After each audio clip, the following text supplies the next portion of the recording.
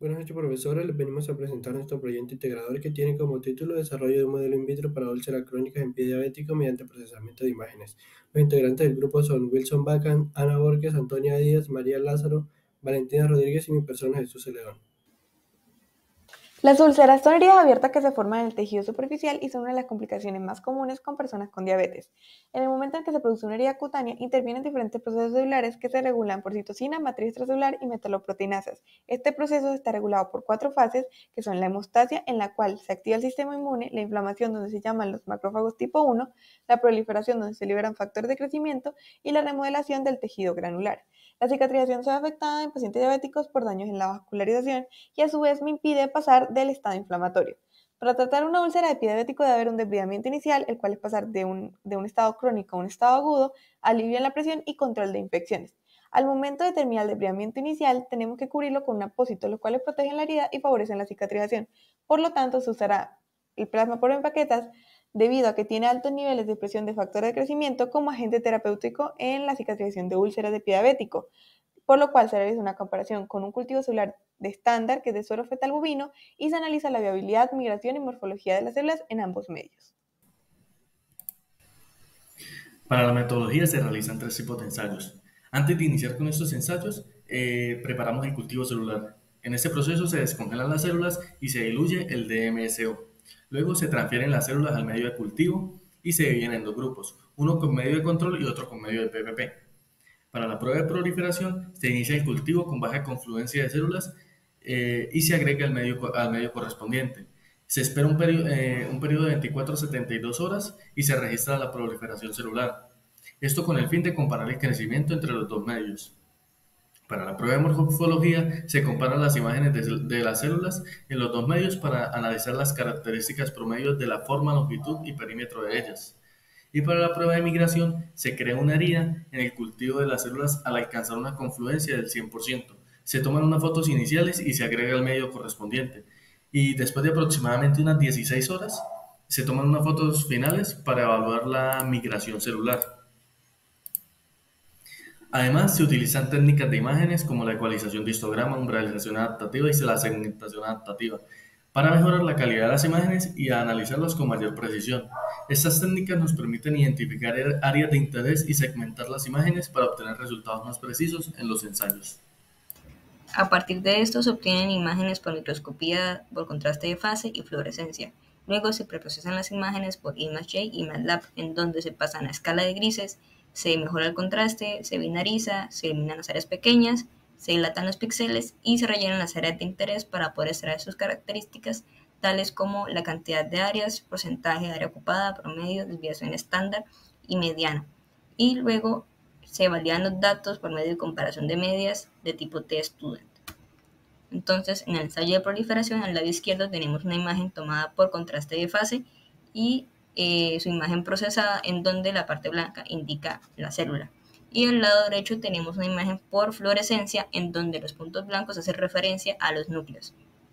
Luego tenemos las tablas, en donde al lado izquierdo tenemos los resultados de control, en donde están la cantidad de células por cada técnica evaluada y el porcentaje de área ocupada, con su respectivo promedio de desviación estándar y mediana. Asimismo, al lado derecho tenemos los resultados para PPP, y a partir de eso se puede evidenciar que para la técnica de fluorescencia siempre hubo una mayor cantidad de células comparado con el contraste de fase, y para PPP siempre fue mayor comparado con el suero fetal bovino. Luego, para morfología se tuvo en cuenta las imágenes que tuvieran menor confluencia para que el ImageJ pudiera detectar sus bordes y así extraer las características de circularidad, perímetro y longitud tanto para control como para PPP. Y finalmente, tenemos el ensayo de migración, en donde se toman las imágenes por contraste de fase y se seleccionan aquellas donde la herida fuera más recta y uniforme. Al procesarla, el área de interés, que es la herida, es de color blanco, en donde en la migración inicial el área total va a ser el 100% de la herida, y a partir de ello se halla el área de la herida en porcentaje para la migración final en control y en PPP. Y los datos de promedio de desviación estándar y mediana están dadas en píxeles. Debido a que la realización de este proyecto implica el uso del laboratorio, se propió la siguiente normatividad que dictamina las características que éste debe poseer. En tema de infraestructura, el espacio debe ser acorde a la reglamentación del Ministerio y depende del grado de complejidad. Debe poseer un área administrativa, técnica y servicios generales, así como una sala de espera, unidades sanitarias, recepción, ambiente de procedimientos, área de almacenamiento y o cubículos o ambiente para toma de muestras. Además, debe contar con pisos, techos y paredes impermeables, lavables y resistentes a factores ambientales, así como mantener una temperatura entre 15 y 25 grados centígrados. Por otro lado, y con respecto a dotación, el laboratorio debe contar con los equipos biomédicos necesarios para desarrollar sus procedimientos. Esos equipos deben estar registrados, tener una hoja de vida y garantizarse su suficiencia, así como que se realicen los mantenimientos pertinentes. De manera específica, se requiere en un laboratorio de cabina de seguridad y microscopio, además de otros elementos que se especifican en el manual técnico para el laboratorio. Otro aspecto muy importante es la normativa de la bioseguridad, la cual tiene en cuenta condiciones sanitarias de prevención que protegen la salud de los trabajadores y usuarios del lugar. Para ello, en los lineamientos nacionales de bioseguridad se estipulan distintas medidas para evitar que los procedimientos realizados en los laboratorios representen un peligro para la salud. Finalmente, también se tiene en cuenta normatividad sobre el manejo de residuos, haciendo énfasis en la importancia de una adecuada clasificación y disposición final de los desechos que pueden afectar la salud de las personas si se tiene un mal manejo de estos. Como lo dijo mi compañera Valentina anteriormente, tuvimos que hacer una comparación de medias para poder validar los datos obtenidos y así determinar si es factible o no el uso de plasma por plaquetas como tratamiento terapéutico para las úlceras crónicas de pie diabético.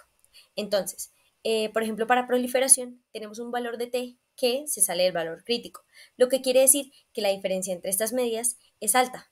Y el valor de P que sea menor a 0,05 quiere decir que la diferencia es significativa.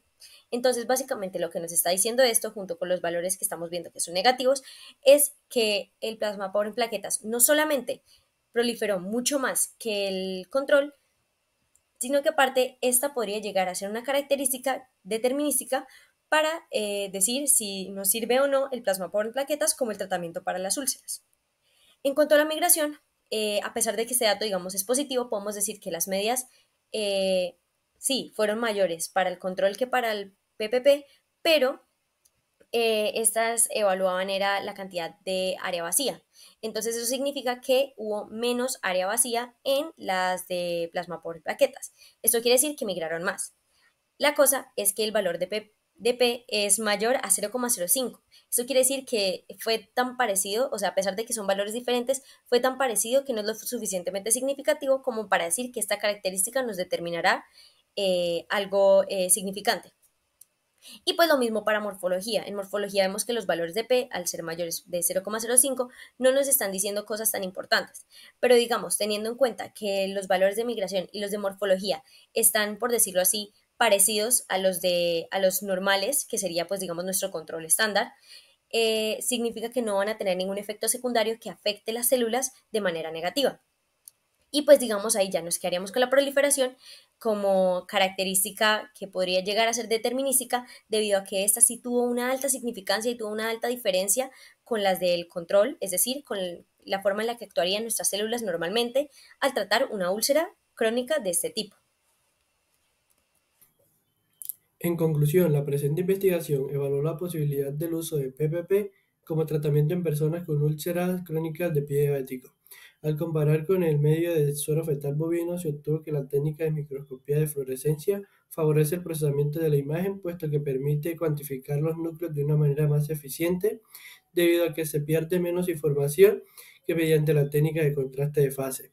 Teniendo en cuenta esto, se evidenció que las células en medio PPP tuvieron una rápida proliferación celular. Sin embargo, a través de las comparaciones de medias, se obtuvo que tanto los datos de migración como los datos de morfología no presentan una diferencia significativa que puede establecer una respuesta de mayor relevancia.